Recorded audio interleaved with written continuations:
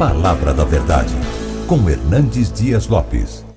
Eu quero compartilhar com vocês a palavra e peço que você abra comigo, por gentileza, na segunda carta do apóstolo Paulo a Timóteo.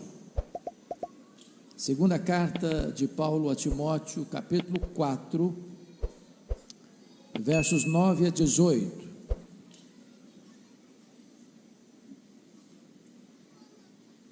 Versos 9 a 18.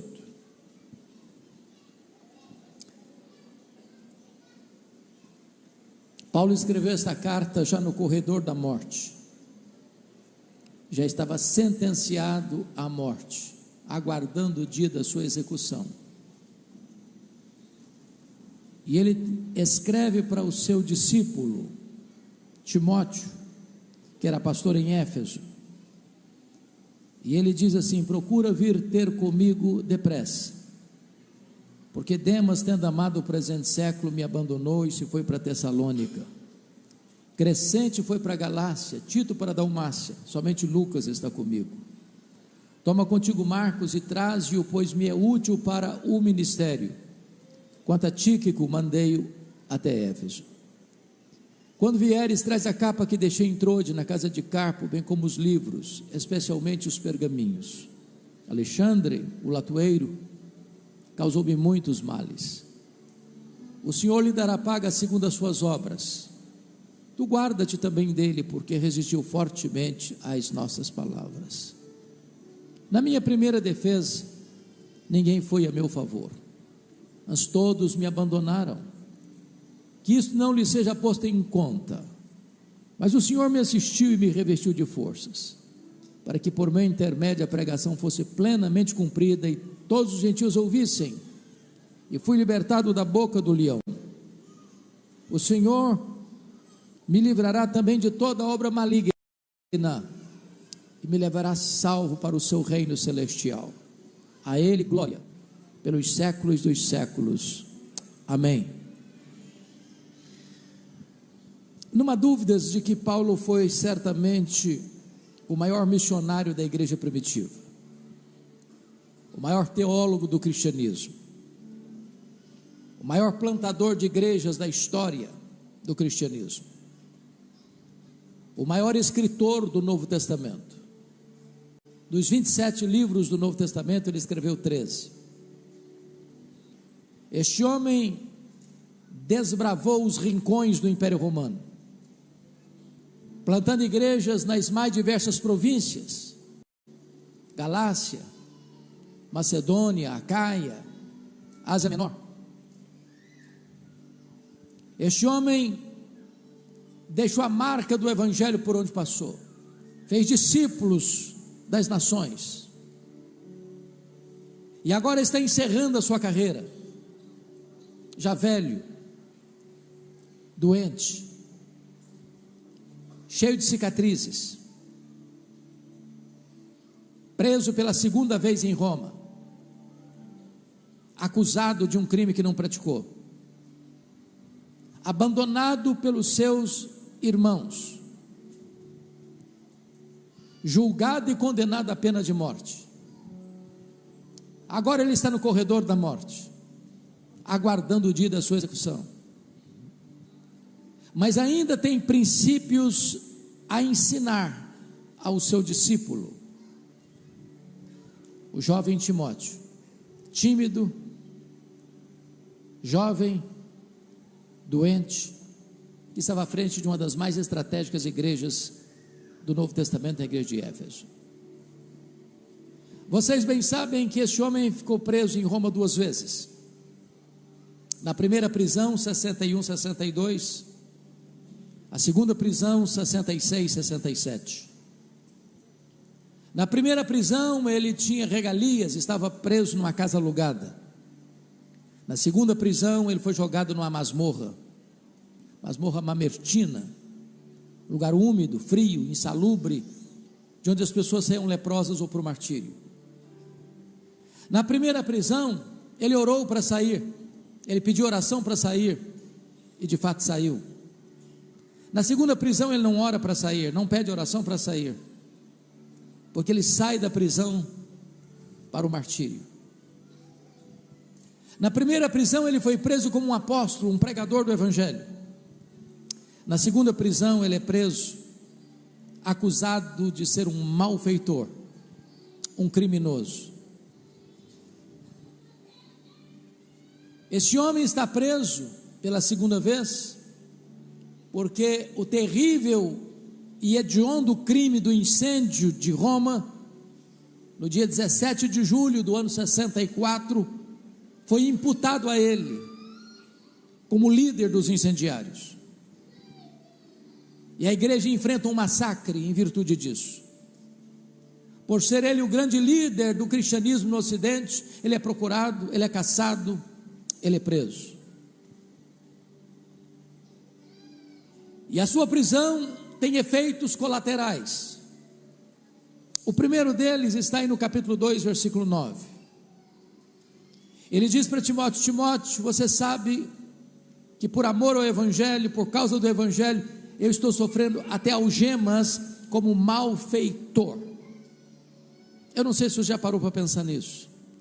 Assassinato de reputação. O grande líder do cristianismo tem a sua biografia maculada. Estão desconstruindo o testemunho dele, jogando lama no nome dele. Eu imagino os fake news da época, os comentários de esquinas. Está sabendo a última? Aquele grande pregador, o famoso apóstolo Paulo, está preso, é um malfeitor, é um criminoso, é um bandido. Se como você subir no alto de uma montanha, jogar um saco de penas, não se recolhe todas mais. O segundo efeito colateral está aí no capítulo 1, versículo 15. Ele diz que em virtude da sua prisão e da sua condenação à pena de morte, todos os da Ásia, disse ele, me abandonaram. Quem são os da Ásia? São os seus filhos na fé, são o fruto do seu ministério, gente que conhecia o caráter de Paulo, a integridade de Paulo, mas gente que se acovardou, gente que não teve hombridade de dizer: esse homem não é um criminoso, esse homem não é um bandido, esse homem não é um malfeitor, nós estaremos do lado dele. Todos, não a maioria, todos o abandonaram. Terceiro efeito colateral, capítulo 1, versículo 8. Ele escreve para Timóteo: Timóteo, não te envergonhes, portanto, do testemunho do Senhor, nem do seu encarcerado que sou eu. Timóteo, seu discípulo, estava com vergonha de Paulo, constrangido em se posicionar do lado de Paulo. Quarto efeito colateral, capítulo 4, verso 16. Ele teve a oportunidade de ter uma audiência para apresentar suas testemunhas, para provar que ele era inocente. E certamente Paulo esperava que naquela audiência, que foi chamado de primeira defesa, tivesse muita gente lá para dizer: esse homem não é um criminoso, esse é um homem de Deus. Diz o texto: na minha primeira defesa, ninguém foi a meu favor, antes todos me abandonaram. E ele é julgado à revelia. Por ser um cidadão romano, não é crucificado, mas ele é condenado à pena de morte e foi degolado. Pense comigo num discipulador que está discipulando um jovem pastor. O discipulador está preso, está velho, está doente, está cheio de cicatrizes, está pobre, está abandonado, está acusado de um crime que não praticou, está injustamente condenado à pena de morte, está no corredor da morte, aguardando o dia da sua execução. E você pergunta: um discipulador desse ainda tem condições de discipular alguém?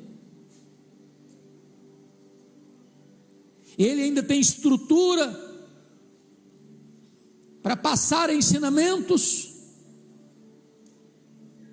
E eu gostaria que então, à luz do texto, nós olhássemos algumas lições, alguns princípios que ele nos passa dentro desse viés do discipulado. Primeiramente, versículo 9, confira aí comigo. Ele diz: Timóteo, procura vir ter comigo depressa. E o princípio é este: quando a crise bater à porta da sua vida, tenha humildade de pedir ajuda. Não fique sozinho. Eu quero dizer para você que a crise chega, e chega para todos democraticamente. Não estamos numa estufa, numa redoma de vidro, num jardim grinaldado de flores. A crise chega, ela bate à nossa porta. E quando a crise chega, a solidão é uma péssima companhia. Gente precisa de Deus, mas gente precisa de gente. Todos nós precisamos de um ombro amigo, de alguém com quem abrir o coração, de alguém para quem repartir as nossas dores e dividir as nossas cargas. Não há cristianismo isolado,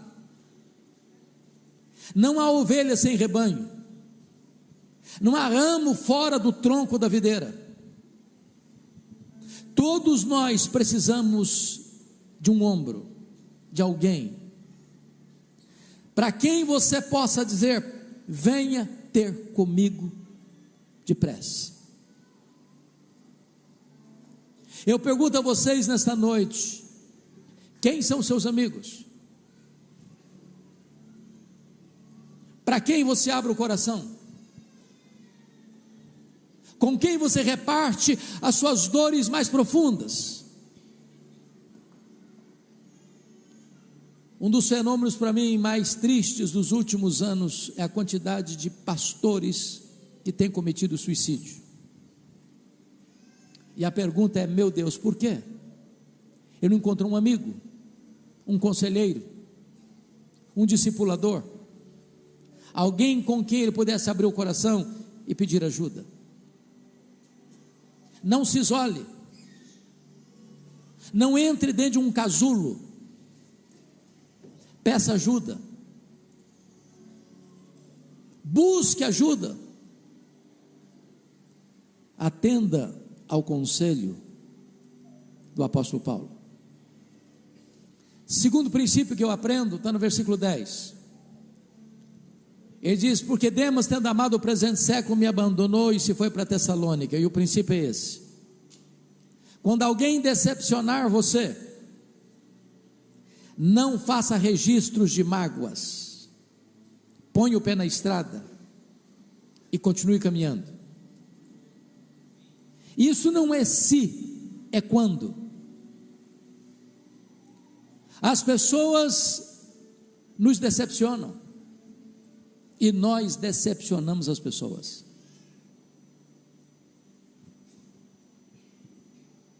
A questão não é o que as pessoas vão fazer com você, a questão é como você vai reagir a isso. Porque posso lhe garantir que se você ficou decepcionado com alguém e fez esse registro de mágoa, você vai perder a alegria, você vai perder a saúde, você vai perder a paz, você vai perder o sono, você vai perder o foco. Em nome de Jesus, se alguém decepcionou você, não faça registros, põe o pé na estrada e continue caminhando. Entre na pista da corrida do discipulado e prossiga nessa jornada. Viktor Frankl, o pai da logoterapia, no seu excelente livro Em Busca de Sentido, diz que a única coisa que ninguém pode tomar de você é o direito sagrado que você tem de tomar as suas próprias decisões. As pessoas podem tirar sua liberdade, pode tirar seus bens, pode tirar sua família, pode tirar sua saúde, pode tirar sua vida, mas elas não podem tirar de você o direito que você tem de fazer as suas escolhas. elas perseguem você, você ora por elas. Elas maldizem você, você as bendiz. Elas fazem o mal contra você, e você não faz registros de mágoas. Põe o pé na corrida, põe o pé na estrada e continua caminhando. Terceiro princípio que eu aprendo nesse texto, versículo 11, ele diz assim: toma contigo Marcos e traze-o, pois me é útil para o ministério. E o princípio é este: ao longo da sua jornada, se você se lembrar que algum dia você foi ácido demais, tóxico demais, pesado demais com alguém, volta lá, peça perdão, restaure o relacionamento. Para eu interpretar o versículo 11, eu dependo de entender mais dois textos da Bíblia. O primeiro deles é Atos 13:13. Esse Marcos aqui é o João Marcos, primo do Barnabé, auxiliar dos dois missionários na primeira viagem missionária, que abandona os dois homens de Deus no meio do caminho, em perto da Panfilha. O segundo texto que eu preciso entender é Atos 15:36-41. Depois do concílio de Jerusalém, Paulo procura Barnabé para eles fazerem a segunda viagem missionária, visitarem as igrejas que eles tinham plantado na primeira viagem. E diz a Bíblia que Barnabé disse assim para Paulo: ô Paulo, vamos sim, mas eu estou com vontade de levar meu primo Barnabé de novo. Diz a Bíblia que Paulo diz assim: eu não acho justo levarmos aquele que nos abandonou desde perto da Panfilha. E diz o texto que houve tal desavença entre eles, entre Paulo e Barnabé, que não caminharam juntos mais. É óbvio que Lucas registra isso de forma lacônica e sem o viés emocional. Mas para existir tal desavença é porque o pau quebrou. É isso mesmo. Crente não devia brigar, não, mas briga. Líderes da igreja não devia ter desentendimento, não, mas tem. Então eu vou tentar parafrasear o que aconteceu. Eu acho que foi mais ou menos o seguinte: Paulo chega para o Barnabé e diz: Barnabé, que decisão maravilhosa o concílio de Jerusalém tomou. Agora a correção de rota teológica da igreja foi restabelecida. Agora o caminho está pronto para a obra missionária. Vamos voltar. Barnabé disse: vamos sim, Paulo, mas deixa eu dizer uma coisa. Você está lembrado do meu primo? O Marcos? Mas é claro, né, Barnabé, que eu estou lembrado dele. Deixa eu te falar, eu estou com vontade de levá-lo conosco agora novamente. Paulo fechou a cara. Ô Paulo, deixa eu te falar, ele amadureceu. Paulo falou: não, comigo ele não vai não. Ô Paulo, mas deixa eu te falar, vai ser uma bênção agora para nós. Comigo ele não vai não. Ô Paulo, mas você está sendo radical. Comigo ele não vai não. Ô Paulo, vamos dar uma chance para o rapaz. Comigo ele não vai não, Barnabé, chega. Agora me permita lhe fazer uma pergunta. E se não tivesse um Barnabé na vida do Marcos? Você já se sentiu persona non grata alguma vez? Alguém já disse para você: no meu time você não joga? Na minha equipe você não trabalha? No meu grupo você não frequenta?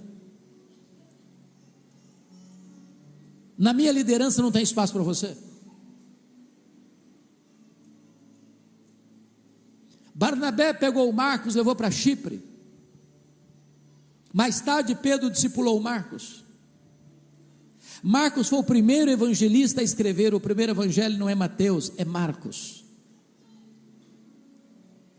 Deus encaminhou Paulo para outras direções. Agora Paulo está preso. Agora Paulo está no corredor da morte. Agora Paulo está fazendo uma faxina na sua alma. Lembrou do Marcos e disse para Timóteo: ô Timóteo, meu filho, quando você vier, traz o Marcos aí com você. Ele me é útil para o ministério.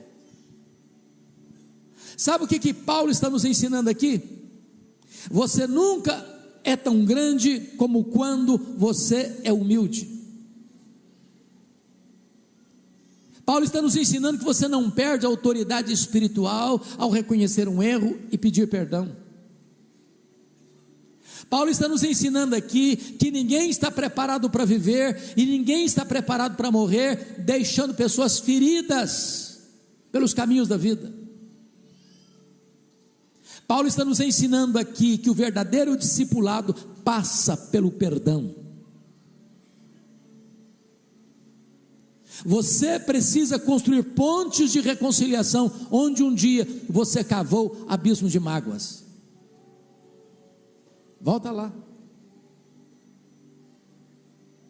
Talvez você foi duro demais. Talvez você machucou alguém. Talvez você foi intolerante demais, impaciente demais. E você, antes de partir, precisa restaurar esses relacionamentos machucados e feridos. Quarto princípio, versículo 13: quando você vier, Timóteo, traz aí a capa que eu deixei em Troade, na casa de Carpo, bem como os livros, especialmente os pergaminhos. E o princípio é esse: por mais difícil que seja a situação que você esteja vivendo, nunca perca o entusiasmo, o prazer, a alegria de estudar a palavra de Deus.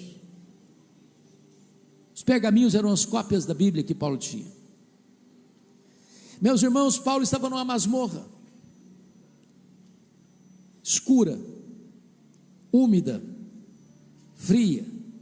Ele está velho, ele está doente, ele não tem uma capa surrada para usar no inverno, mas ele ainda quer estudar mais a palavra de Deus. Paulo está morrendo e quer estudar mais. Tem gente que vive a vida toda e não estuda nada. Eu quero encorajar você, meu irmão, minha irmã, a ser um estudioso da palavra de Deus, a mergulhar na palavra de Deus, a ter fome da palavra de Deus, a introjetar as riquezas insondáveis desse livro na sua alma,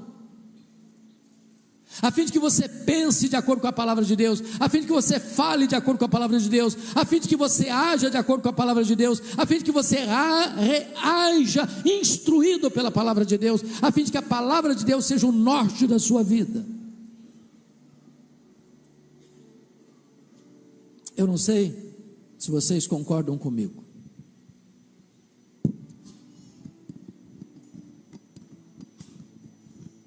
mas nós vivemos a geração mais privilegiada da história.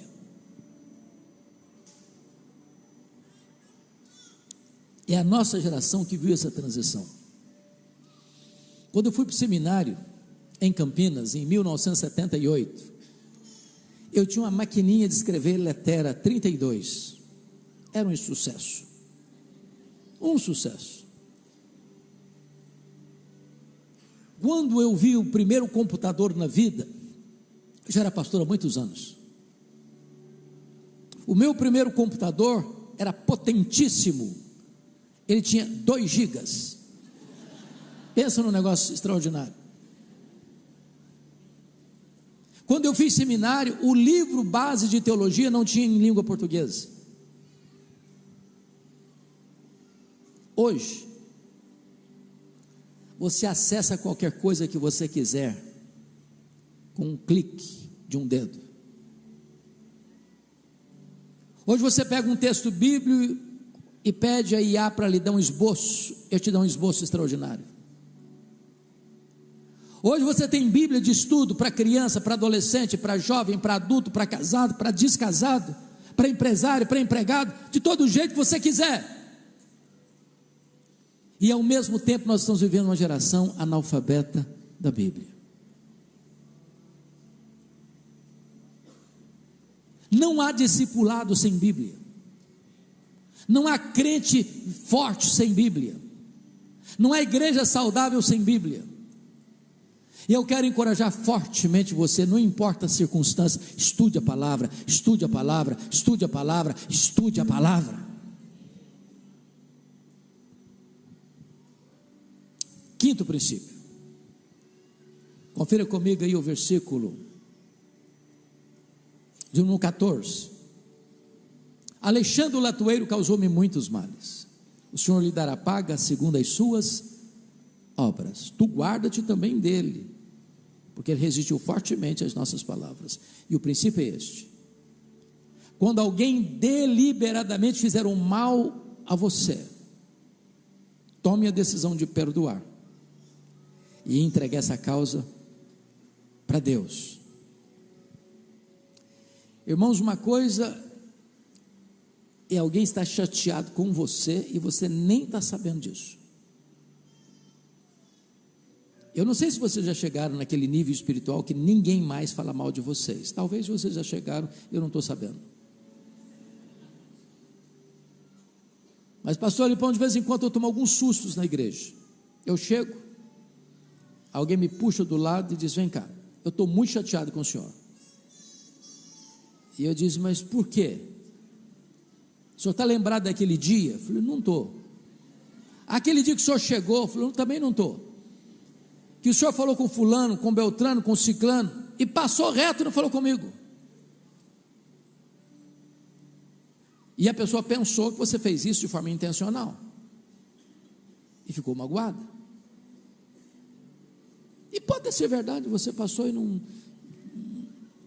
lapso de memória, um minuto de desatenção, um descuido. Agora é muito diferente quando alguém maquina, quando alguém trama, quando alguém orquestra, quando alguém urde, quando alguém conspira para fazer o mal, para puxar o seu tapete, para apunhalar você pelas costas, para espalhar boatos, para espalhar fake news, para macular o seu nome. Os historiadores dizem que esse Alexandre o latoeiro foi o camarada responsável em delatar o apóstolo Paulo, que culminou na sua segunda prisão e no seu consequente martírio. O que você faz?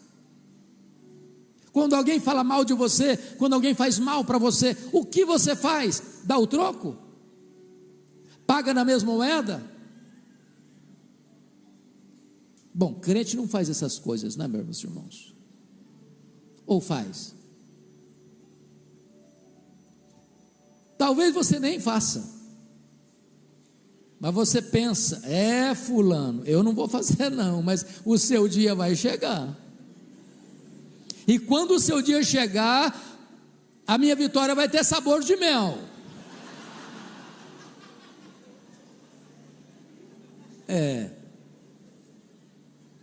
Meus amados, não pode ser assim, não deve ser assim. Papel de um crente, ao ser machucado, ferido, injustiçado, é perdoar e entregar essa causa para Deus. Nós não sabemos fazer isso. Tomar em nossas mãos o revide é usurpar uma atribuição e prerrogativa exclusiva de Deus. A mim me pertence a vingança, diz o Senhor, eu retribuirei. Perdoe. E eu não estou lhe dizendo que perdoar é fácil, não. O perdão não é uma obra natural, o perdão é uma obra da graça de Deus em nosso coração. Eu não sei se já disse isso aqui nesta querida igreja. Uma das dores mais, ou talvez a mais dolorosa que eu já senti até hoje na vida, ocorreu em 1982, quando eu estava começando o meu pastorado em Bragança Paulista. Meu irmão acima de mim, que tinha completado 27 anos no dia anterior, foi brutalmente assassinado pelo primo primeiro da sua mulher, com 11 golpes de faca, todos mortais. Quando eu recebi o telefonema, a dor foi tão avassaladora que foi como que um soco no meu estômago, eu perdi a voz.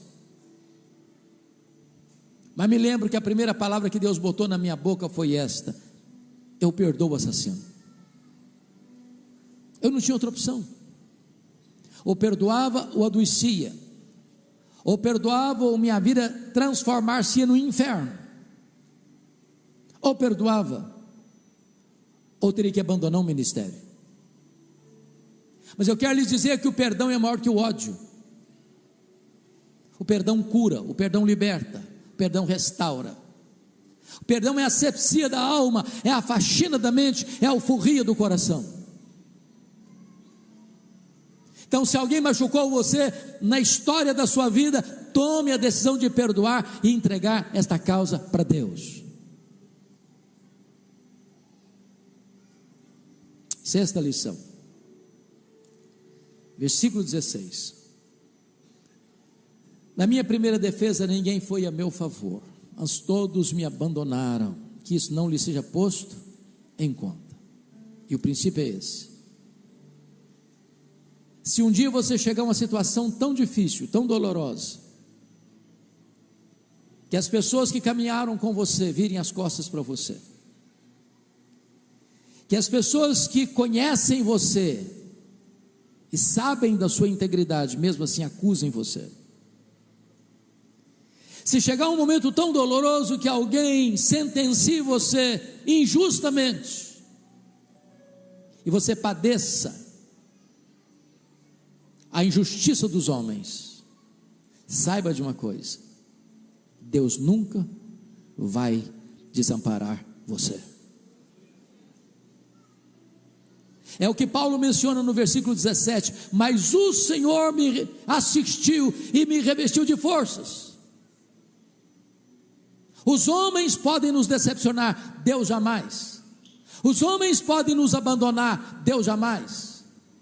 Os homens podem praticar injustiça contra nós, Deus jamais.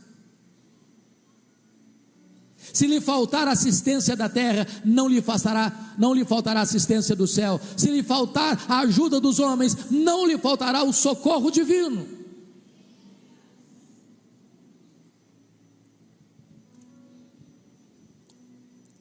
Penúltimo princípio, versículo 21, nós não lemos, mas é importante olhar para ele agora. Paulo diz para Timóteo: procura não só vir ter comigo depressa, versículo 9, mas venha, Timóteo, antes do inverno. Esse venha antes do inverno é um pós-scriptum do versículo 9, porque vir depressa é um termo abrangente demais, lato demais. Eu não sei o que é depressa, depende do contexto. Pode ser 1 minuto, pode ser 1 hora, pode ser um dia, pode ser uma semana, pode ser um mês. Eu não sei o que é depressa. Então Paulo, para não deixar dúvidas, diz para Timóteo: quando eu disse para você vir depressa, eu estou querendo dizer, venha antes do inverno. E por que ele diz isso? Porque nos 3 meses de inverno não se navegava com segurança. Ele está dizendo: se você esperar, Timóteo, os 3 meses do inverno para vir, não precisa vir mais, eu já terei sido executado. Então, se você quer vir ter comigo, venha antes do inverno. Lição aprendida: há coisas na vida que ou você faz hoje, ou você nunca mais vai ter chance de fazê-lo. Oportunidades passam. É aquela conversa, é aquela visita, é aquele confronto, é aquele perdão, é aquela ajuda financeira, é aquele abraço. Faça hoje para você não chorar a dor do remorso amanhã. Eu não sei se você concorda comigo nesse quesito, mas há 2 coisas na cultura brasileira que me machuca até. Eu não consigo entender. A primeira coisa que eu não consigo entender é o fato de defunto receber mais elogio do que qualquer outra pessoa. Eu nunca vi ninguém receber tanto elogio quanto o defunto. Já foi em funeral, ficou meia hora na cabeceira do caixão. Toda pessoa que chega elogia. Que senhora maravilhosa, mas que pessoa maravilhosa. Mas quase que canoniza a pessoa. A grande pergunta é se aquela pessoa em vida escutou alguns daqueles elogios, porque elogiar um defunto, ele não vai ficar feliz por isso, nem vai se levantar do caixão para lhe dar um abraço, e se levantar você foge e corre também. Então não espere a pessoa morrer para elogiar, não. Mas tem gente que é muito espiritual que diz assim: não, mas esse negócio de elogiar é um perigo, a pessoa vai ficar vaidosa, soberba. O que a Bíblia proíbe, irmãos, não é o elogio. O que a Bíblia proíbe é a hipocrisia. O elogio certo, na hora certa, com a motivação certa, é um bálsamo. O casamento deve estar cheio de elogio. A relação entre os irmãos da igreja deve estar cheia de elogios. A relação de discípulo e discipulador deve estar prenhe de elogio. Elogio sincero, bálsamo de Deus, encorajamento. Encorajamento. Qual foi a última vez que você elogiou a sua mulher? Qual foi a última vez que você elogiou seu marido? Qual foi a última vez que você elogiou seus pais? Elogiou seus filhos? Elogiou seu pastor? Elogiou seus irmãos? Mas a segunda coisa que me choca na nossa cultura é que defunto recebe mais flores do que gente viva. Dá para entender isso? Eu fui num funeral em Vitória, no Espírito Santo, e contei 86 coroas de flores. Contrataram um caminhãozão para levar as flores e um caminhãozinho bem pequenininho para levar o defunto. E eu fiquei do lado olhando, falei: meu Deus, o defunto não consegue tirar um botão de rosa mais, para que tanta flor para ele? Sabe por que os mortos recebem mais flores que os vivos? É porque a voz do remorso é mais forte do que a voz da gratidão. Não espere a pessoa morrer para mandar flores. Mande flores enquanto ela possa se alegrar com você. O que você precisa fazer, faça logo, faça hoje, venha antes do inverno. Último lugar, último princípio, versículo 18. Na parte B do versículo, Paulo encerra assim: a Ele glória pelos séculos dos séculos, amém. E o princípio é este: a melhor maneira de você encerrar a sua carreira, de terminar a corrida, é dando a Jesus toda a glória devida a Ele. Não a nós, Senhor, não a nós, mas ao Teu nome da glória, porque dEle, e por meio dEle, e para Ele, são todas as coisas, são todas as coisas. Não estamos construindo monumentos a nós mesmos, não estamos buscando nessa corrida medalhas de honra ou mérito, não estamos cobiçando nessa corrida o nosso troféu de campeão. Nós estamos correndo para que Ele seja glorificado, nós estamos correndo para que Ele seja exaltado, nós estamos correndo para tirar a nossa própria coroa e colocá-la aos pés do Rei da Glória, o Senhor Jesus Cristo.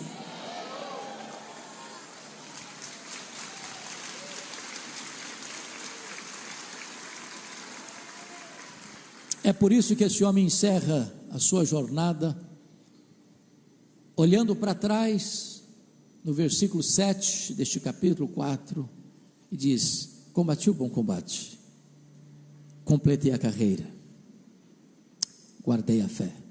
Todos os verbos estão no passado. A vida é um combate, é um bom combate. Se o combate é bom, combata-o. A vida é uma carreira de um atleta. Não pare no meio do caminho, termine a carreira. Mas há um grande perigo de nessa corrida você negociar princípios e valores. Guarde a fé. Guarde a fé. Este homem agora olha para o presente no versículo 6 e diz: eu já estou sendo oferecido por libação e o tempo da minha partida é chegado. O que ele está dizendo é o seguinte: não é Roma que vai me matar, eu que vou me entregar. E eu não vou me entregar para homens, eu vou me entregar para Jesus. Eu já estou sendo oferecido como oferta de libação ao Senhor. Não é Roma que vai tirar a minha vida, é eu que vou me entregar. Não me entregar para César, me entregar para Jesus. A palavra partida no grego é uma palavra riquíssima. E essa palavra tem 3 significados na língua grega: tirar o peso das costas de alguém. Morrer para um crente é descansar das suas fadigas.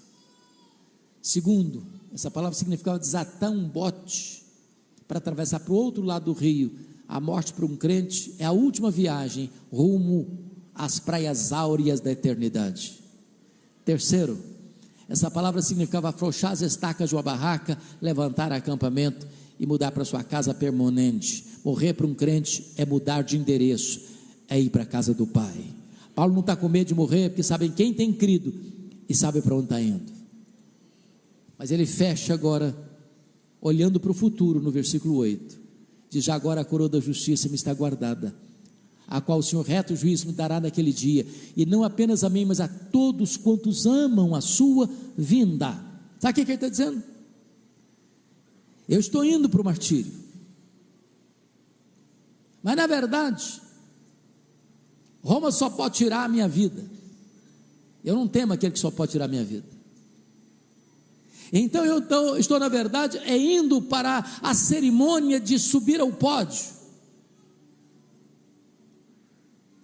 e eu vou receber o prêmio, e eu vou receber a coroa daquele que é o campeão da corrida, daquele que é o dono da corrida. Eu estou indo receber a coroa.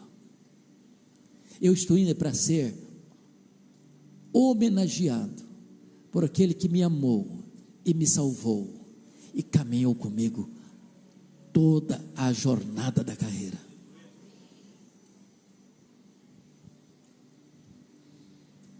Vocês hoje estão iniciando uma conferência belíssima sobre essa corrida, a corrida do discipulado. Alguns estão começando a carreira, outros estão no meio da carreira, outros estão terminando a carreira. Quando Paulo esteve com os presbíteros de Éfeso, lá em Mileto, ele disse que o seu projeto de vida era completar a sua carreira. Agora ele está dizendo para Timóteo: Timóteo, agora completar a carreira é um testemunho de vida. Eu completei a carreira. Eu exorto você hoje em nome de Jesus a não olhar para trás, a não se distrair olhando para os lados. Olhe para Jesus, o autor e consumador da sua fé, e continue correndo, até chegar à reta de chegada, para você e eu podermos dizer como Paulo: eu completei a carreira, e agora eu estou indo receber a coroa da justiça. Deus abençoe sua vida, Deus abençoe seu coração, Deus abençoe sua família, Deus abençoe a sua igreja, em nome de Jesus, amém.